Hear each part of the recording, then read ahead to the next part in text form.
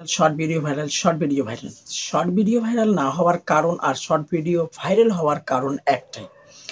সেটি যদি বুঝতে পারেন তাহলে আপনার ভিডিওটি ভাইরাল হবে, আর সেটি যদি না বুঝতে পারেন তাহলে ভিডিওটি ভাইরাল হবে না।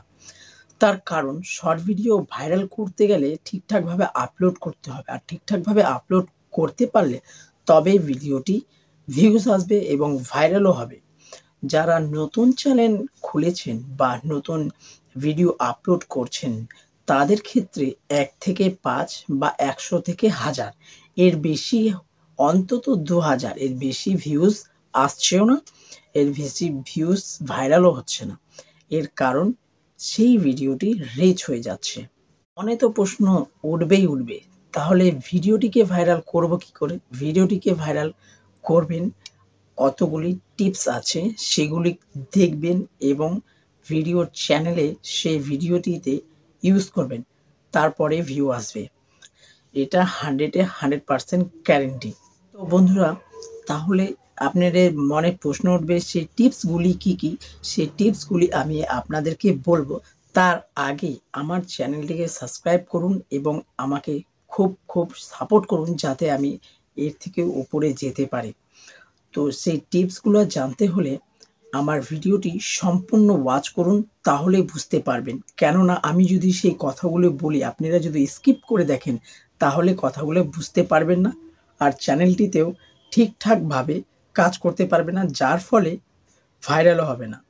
স্ক্রিনে দেওয়া ছবিতে আছে যে একটা তীর চিহ্ন উপরের দিকে আর একটা তীর চিহ্ন নিচের দিকে, যেটা সবুজ হয়ে আছে উপরের দিকে তীর চিহ্নটা দেখাচ্ছে, তাহলে ভাববেন যে ভিডিওটা ভাইরাল হওয়ার খুবই চান্স আছে।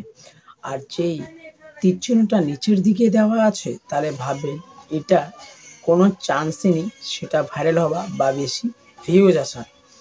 তাহলে এখানে কি করার? এখানে কতগুলি টিপস আছে যেগুলো আপনাদেরকে আগেই বলেছি, ইউজ করতে হবে। প্রথমত আপনাকে থাম্বনেলটা চেঞ্জ করতে হবে, যেহেতু শর্ট ভিডিও এর থাম্বনেল চেঞ্জ তো আর করা যাবে না, লং ভিডিও হলে চেঞ্জ করা যেত। তাই এখান থেকে একটা অপশন গেল। তাহলে এর মধ্যে কি করা যায়?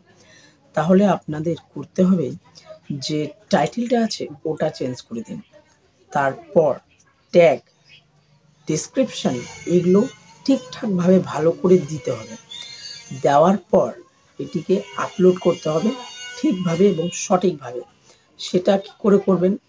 কেউ আছে ক্রোমে করে, কেউ অ্যাপে করে, এটা কোনো গুরুত্বপূর্ণ না। আপলোডে গিয়ে সেটা আপলোড করবেন, শর্ট ভিডিওতে গিয়ে আপলোড করবেন না, আপলোড ভিডিওতে গিয়েই আপলোড করবেন। আবারও বলছি, আপলোড ভিডিওতে গিয়েই আপলোড করবেন। আপলোড করার পর ১ ঘন্টা পরেই বুঝতে পারবেন রেজাল্টটা কি আসছে, ১ থেকে ২ ঘন্টা। তো ভিডিওটি যদি ভালো লেগে থাকে তাহলে লাইক, কমেন্ট, শেয়ার করবেন। তো আজকের মতন টাটা।